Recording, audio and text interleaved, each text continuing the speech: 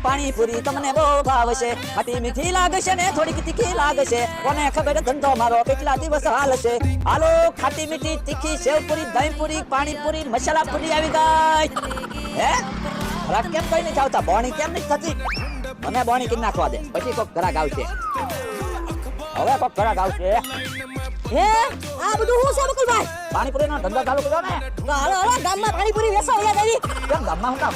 લે ગમે એ ધંધો કરવી એ આપણે બે ભાગમાં જ કરવી ને. તો આ કાંઈ પાણીપુરીનો ધંધો ભાગમાં નથી હો. કેમ? અરે ના રે ના, આમાં કેમ તમે કઈ રોકાણ કર્યું? આ તમારા એકલાનું રોકાણ છે.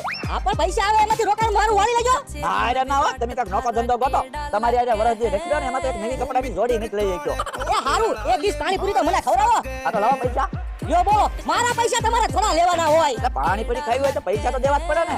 એ હારું તો આજથી આપણે બે નોખા, તમે તમારો ધંધો કરો અને હું મારો ધંધો કરું. આ તો વાંધો નહીં, નોખા. જો બોલો મફતમાં ભાગ જોવે.